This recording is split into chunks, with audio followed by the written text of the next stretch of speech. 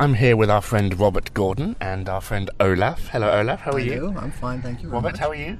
I'm very well, thank you, Nick. Good. We've just been to see Charlie and the Chocolate Factory at the Theatre Royal Drury Lane. I've seen it before. I was at the very first preview, and we talked about that on the podcast before, and I wanted to return to see one bit specifically, but to see how the show had shaped and got fatter from all the chocolate that has been pumped into this show. Who wants to go first with their thoughts? Why don't you tell us what has changed? There is a song sort of early on in this first act, which I think should open the first act, about the sort of the magical, I can't even remember what it's called, the wonderful Willy Wonka and his backstory and they added this whole brand new bit in the show now about the Indian palace, which the Sultan of India, I guess, asked to be built of chocolate, and it all melted because of the sun. That was not in the production, to my memory. And there's a lovely magic trick at the end, which I won't reveal, which was new for me. And a couple of projections were new, but they're easy to add. And the elevator, which we'll talk about in a bit. But Olaf, tell us your thoughts about the show tonight. I don't think it comes together. That's the biggest problem I have. I think the style isn't consistent, neither in the music, which I think has a lot of prestige of all sorts of different forms, whether it's Bavarian, American hip-hop and other forms. And then there is, in a rather unfortunate spot, I think, from Mark Shaman and Scott Whitman, Pure Imagination from the first film version, and it must be rather cruel to the composers that the big spot at the end of the show is taken up by a song they didn't write. That must be hard. But also in the design, which I think mixes very big set pieces, projections, and a lot of trapdoors and costume changes. And things being flown in without really coming together and creating a really a magic show. There are a few magical moments, but on the whole, to me, no, it's not enough magic. It's not. There's no real wow factor, neither in the music and the songs nor in the set. Even though the performances are lovely. Now, you'll forgive me, I'm just getting over a cold, so if I hack my brains out, just ignore it, listeners, whilst Robert talks about his thoughts on the show. I agree with everything Olaf said, but I want to say that what I feel is wrong is there is a disconnect between the narrative drive of the story as it is told on stage and the spectacle. It seems to me that the production has been conceived to be as spectacular as possible, but having said that, the first act won't allow spectacle, because obviously the spectacle which is necessary to the telling of the story is all in the chocolate factory, which happens in the second act. But yet the first act has the most spectacular moment, in my opinion. Which is what? With the paper aeroplane. But that's a very small gesture, and it's magic, and it just proves that you don't need huge amounts of scenery on stage, moving around on stage, to create wonderful magic and spectacle. But what I think that they've done, and I think this is it goes back to the original conception of the storytelling. If you design a show with spectacle in it, the moments of maximum spectacle must coincide with important moments in the storytelling, and this never happens except at one magical moment when the elevator goes up and Willie and Charlie are in the elevator, and it's the peak moment it's a climactic moment in the storytelling, and it's the one magical moment for me in the design. Everything else seems like decoration, and I'm afraid the songs too. At times, I didn't see the relationship of all the songs to the storytelling. The elevator truly was magical until it broke. Well, that was a little bit unfortunate, and we couldn't quite see it from where we're sitting. I know Douglas Hodge could deal with it. I'm not quite sure whether the little boy could, being stuck up there in the air, but he dealt with it bravely, and he was wonderful when he came back. So, yeah, all of a sudden the magic was very earthbound, even though they're supposed to fly through the sky. So they weren't. No, they weren't, no. Another problem that I feel has to do, I'm not quite sure whether it's in the writing or in Douglas Hodge's performance, because I don't think he made quite up his mind up where Willy Wonka is supposed to be a creep or whether he's supposed to be just a lovable eccentric. There were moments of both in there, and I'm not quite sure whether that the show comes together because of that. If you compare that to Gene Wilder, who was really always a manic eccentric, but still very sympathetic, and then you have the really creepy and odd performance of Johnny Depp, which I think was inspired by Michael Jackson. They both knew where they were going, but I think the show wants to have it both ways. There's on the one hand the rather cruel way that he treats the children, even though there are reassurances that the children in the end haven't really died, the 4 other children who get punished for not following the rules. But still, it seems a rather odd mixture between making him a lovable clown and having him sometimes really frightening to what he's quite strict in the way that you follow the rules, or otherwise you get punished really horribly. A very German concept, yeah. I have to say, and I forgive me for comparing it with Matilda, the other Roald Dahl show in town. No one's done that at all. But it does come so soon after the huge success and the Tony Award for Dennis Kelly for Matilda. It does make you realise how much better the book for Matilda, for the stage show of Matilda, is, because it goes places where the novel doesn't. Yes, and Charlie doesn't. And I think, following up the point that Olaf made, is that they're not sure about character. They haven't decided what the heart of the story is.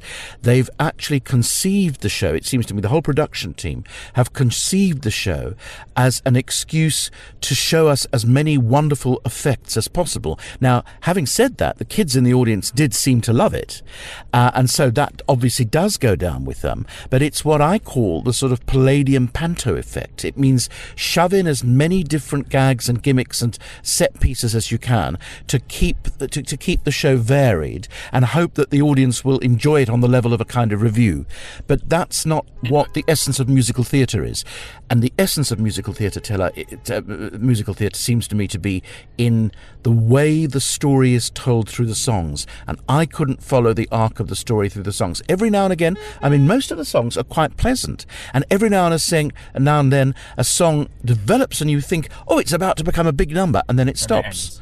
And I felt almost every one of the major numbers in the show demanded much more a development into dance, development into spectacle, development into storytelling through song, and that never happened. For example, there's a bit where the Oompa Loompas first song, and they start to do a tap dance, and that's the end of the song. Yes, exactly. The Oompa Loompas, it's a wonderful image for the first 2 minutes, but then very shortly after that the song ends. So it doesn't go anywhere, and then you wonder, why have the Oompa Loompas there at all, except for the fact that if they didn't have the Oompa Loompas, the audience would be so disappointed. And I felt that tonight the show was being enjoyed by the audience on the goodwill factor that people know one or both of the films, they know the book, and they were so excited even before it began that they were applauding just as the lights went down.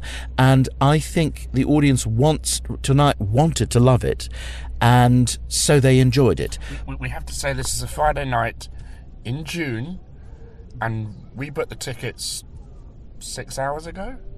Yes, so it does suggest that even the 4-star reviews, although they were fairly iffy in some ways, haven't sent a stampede to the box office. Again, to compare it to Matilda, I remember you could not get a ticket for that show, and here we are on a Friday night in summer, and we're able to not get amazing seats because they're too expensive, and that's another issue this show will suffer from. We were able to get middle of the range seats. It was fairly full, you have to say, and it seemed, I agree with Robert, that the audience was clearly primed to like it.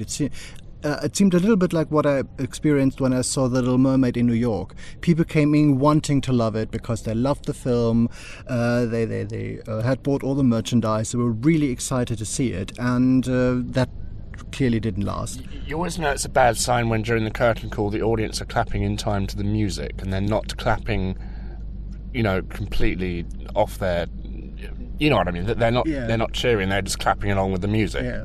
Another thing that I found rather peculiar is that I can't remember another show where I had so many problems understanding the lyrics.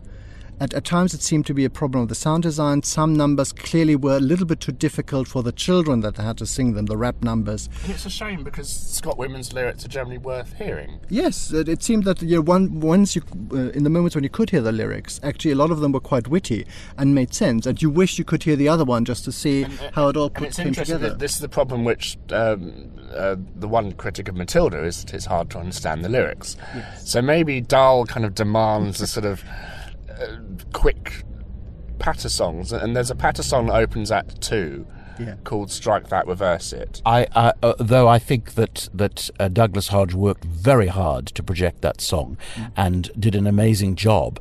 The tempo is so fast that I couldn't understand a word of the I think there's a bit where he's reciting the contract where we're not even meant to understand it. Yes. But it's not all bad, this show. Douglas Hodge is brilliant. The kids were brilliant. The kid playing Charlie is brilliant. Was phenomenal. And he actually has a lot of soul. He actually made you feel for him and made you want to root. He had a lot of soul. He made you want to root for the character, which was great. And Nigel Planer is excellent, as are all the grandparents. Yeah. The issue I have with the show is I think the opening is a bit slow, and there's a 5-minute film, and it didn't seem like 5 minutes, but it is 5 minutes, that film. It's a non sequitur.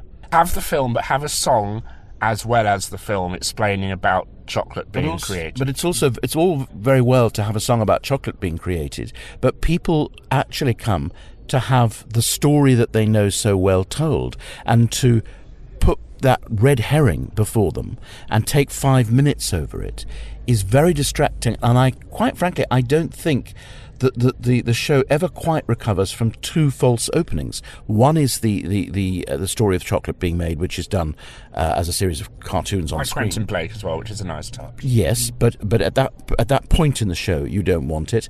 And the next one is the opening introduction to Charlie and the old man who turns out to be Willy Wonka. And it seems to me that the show has lost momentum by that time. For me, if the show had started with the grandparents in the bed, it would have been funnier, quirkier and wittier, and we would have then followed the story of Charlie wanting to win a ticket much more intently. A big part of Act 1 is when we meet the families through a quite inventive staging of the television appearing on the stage, which is very clever, I think. Yes, we have 4 songs in a row introducing all the winners of the golden tickets up to that point. The last one to win, of course, is Charlie. And they all, in themselves, parody a typical national form of music or lyrics and some jokes in a moment. But in a way, in themselves, they're all nice, but they are, as a whole, too long. The whole sequence of 4 songs is too long. And you just think, wouldn't it have been possible? Wouldn't it have been possible to introduce all 4 of them in one song? Give each of them a stanza, and they can just explain very well that one of them likes to chew gum, and the other can't stop eating, and the girl in pink is greedy but also incredibly stubborn and spoiled. It wouldn't need to take that long, and it makes the first act seem very long, because in a way the audience knows that Charlie will win the ticket, and to stretch that out for over an hour actually, before Willy Wonka finally appears, seems to me a little bit of a waste of time. Talk to me about the Bavarian song. Okay, now being German, I think that the Bavarian song is a little bit obvious, to say the least. Some of the lyrics are quite fun, but I think it's very crudely staged and crudely played. But on the other hand, I have to admit that the audience clearly seemed to love it, especially the man next to me. It's also a very old and dated stereotype. But I mean, the idea of yodeling Bavarians. Yodeling is not even German, is it? I don't know where it's... Swiss? I don't know where it started, actually. I have no idea, but it is clearly in the area of Switzerland, Austria, Bavaria, which is very near together. But I can tell you that most people in Bavaria nowadays probably would rather be shot dead than yodel. So, okay, it's supposed to be a sort of a spoof of that, but then don't you think we've had those weird Bavarians already in Chitty Chitty Bang Bang, and I've seen them so often that I think that, with the writers of Hairspray, you think, couldn't they have come up with something a little bit more original? None of the jokes are really up to date. None of them really have a contemporary feel. And I think the best one, you're about to say that, I think, but I think the best one in that sequence is the woman with the TV, the boy who's a kind of little rap star gaming freak, and she's trying to be the perfect 1950s American housewife, but she's totally tranquilized, etc. I found that was witty, and the lyrics for that scene were witty. But as Olaf said, if we had simply had the same song and moved from stanza to stanza in a different style for each national stereotype, it would have been much cleverer and much faster, and it also would have driven the story. And then the disappointment that Charlie doesn't win a ticket until the end much quicker, and we would have actually been more interested and remained interested. Whereas by the time Charlie does win, it's an anticlimax because we've taken so long to watch all these songs on the television screen. Even though I have to say that the show, I think throughout, keeps the goodwill of the audience.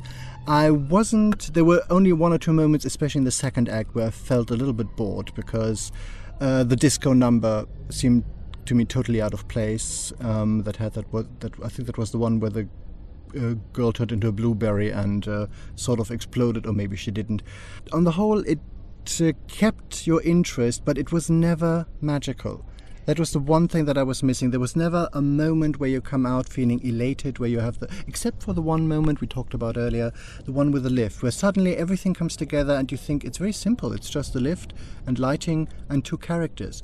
And it works. Same with the aeroplane. Yes. It's on a much bigger scale. Yes. I was also surprised, because I think Peter Darling is the choreographer, isn't he? And I was also surprised that the director didn't give Peter Darling an opportunity to really develop a dance number fully. It seemed to me that every time we had a chorus group, they came on, they did a little bit of formation dancing of one kind or another, whether it was tap dancing or whether it was some kind of crazy disco dance or rave.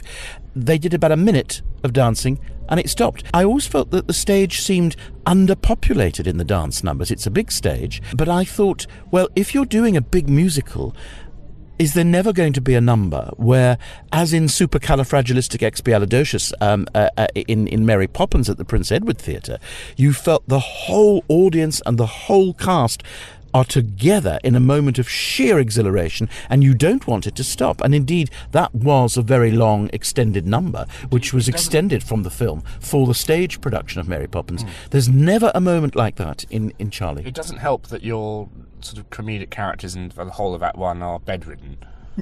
No, but wouldn't have been nice to have seen them lying in bed, kicking their legs in the air from that position? That would have been witty, and I thought indeed it was going to happen, but it never did. Or Zimmer frames, or something to that producer's style. Well, there are ways of doing that as a kind of gag, where the characters, I've seen people dancing in a chair where they never leave the chair, but their legs are doing the dancing, although their backsides are always rooted to the chair. I think also we need to talk a little bit about Sam Mendes and the direction that he provided for this, because there were moments when I felt he was just doing a very craftsman-like job, if at all. It was never seemed to me inspired. And there was one moment near the end which I found totally surprising, and that is when Willy Wonka leaves. You see him leave the stage and you wonder, why does nobody address him while he leaves? Why does nobody look at him? The major characters then come back, look around and say, oh, where's Willy Wonka? And the whole audience could point out is that he just left on the one side. Didn't see him. You didn't see that. I noticed that the minute, and I just thought, why, as it's all about being magical, why don't they distract us with a magic trick or whatever, and then he's just gone from the stage? I thought that was a piece of very lazy direction, and I can't remember now, but I felt there were other moments of lazy direction when people are on stage who don't need to be, or certain moments of an action scene are not focused, and you don't know who the centre of attention is. And that seems to me, that's what I call the Palladium Panto. It's just all sorts of things are happening all over the place, and there's no real focus. But I thought that one fault was a very big fault, because I actually asked you, I don't know if you heard me, but I turned to you and said, why has he left the stage? There was absolutely no motivation for the central character in the show to just walk off stage in the middle of a number. We have to say that this is in the number where the Oompa Loompas are sort of handing over the factory to Charlie, and I don't think we're meant to notice him leave because he's just meant to be gone. But you do, because he is the central character on stage. Yes, and he's actually standing in the center of the stage and then takes a rather long way to get off the stage. I kept thinking he's going to come back with a complete costume change and some kind of magic, and appear in a totally different guise, but that never happened.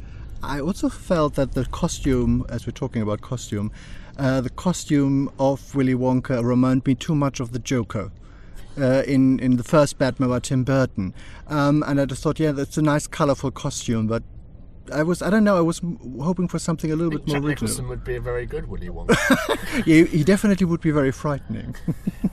Yes, and I felt the score was decent, but very seldom. Well, you liked some of the songs, didn't you? Yes, I did, but I thought it very seldom really took fire, and I felt that you've got a performer as skillful and as riveting as one knows Douglas Hodge can be, and I thought there was only one opportunity in his first in the end of the first act, which is his first solo song, where the writing of the song started to give him an opportunity to actually do something as an actor on stage. And then it stopped. I felt in the second half the songs were very easy and sort of light ballady songs, and it's rather. He does have a lovely song called "Second Nature" or something. Second Nature was good, but I found the staging of that scene very unfocused. And also the chocolate garden that's rubbish. Well, everybody's wandering around this very strange garden that never looks as if it's made out of chocolates or sweets. It just looks like a fake flowers. I thought all the children are wandering around, and there's no focus on Willie singing Second Nature. So although I love the song, it didn't seem to me to contribute to telling the story of what was happening on stage. All the songs were pleasant. It's sad to say that the one song where I felt a thrill was the Brickus and Newley song, the only song that they've used from the original film, and it seemed odd that although it's uncredited, that they're uncredited as writers, which is rather shocking, that was chosen to be the central moment emotionally in the whole show. That in fact, since Shaman and Whitman did all the other songs, they weren't asked to. Or maybe they were and they couldn't reconceive that song. Why not even bother? Let's just give them what they want. But I wish they would have done the Mary Poppins treatment and used. There were 5 good songs in the Leslie Brickus and Anthony Newley score. The Golden Ticket song, Candyman, though the division on that song is somewhat present in the jury is out. Yes, and the Veruca Salt song, I Want It Now, Live or Die Without the Oompa Loompa songs. I thought the Shaman and Whitman's ones are more interesting at least. Than Oompa Loompa Doobly Doo. But the other thing, Pure Imagination. Yeah, I wish they would have used those songs and got Shaman and Whitman or Stars and Drew or. But I think it had the same. To expand it. It was the same situation that you had with Shrek, which Anita Sori wrote a score, which I think is far inferior to the one we've heard tonight, but they had to.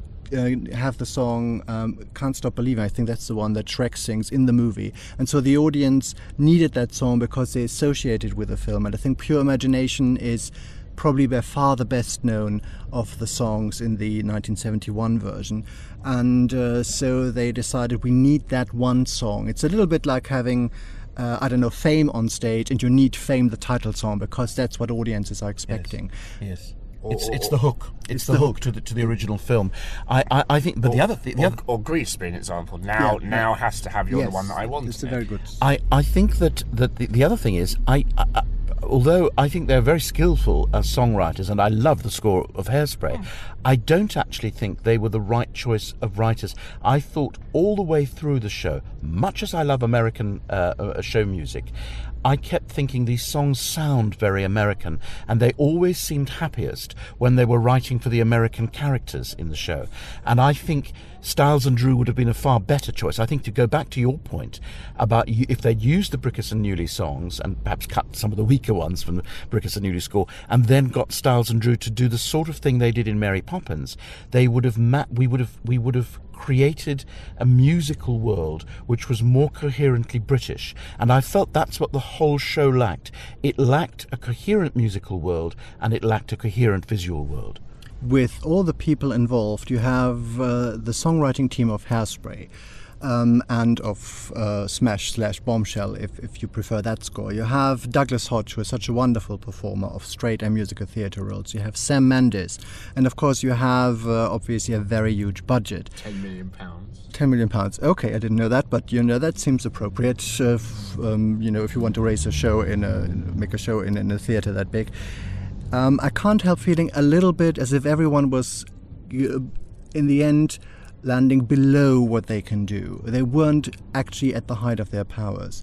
The score is slightly disappointing for me. The direction isn't great. Douglas Hodge, a wonderful performer that is, seems to be hemmed in by the character he gets to work with, and you just think it should have been more exciting than it was. It's a missed opportunity. I think it's fair to say that people will enjoy it. Yes, of course. But I think most people will feel, as I think most of the national critics have said, that although many of them gave it 4 stars, they all had quite a lot of reservations about it.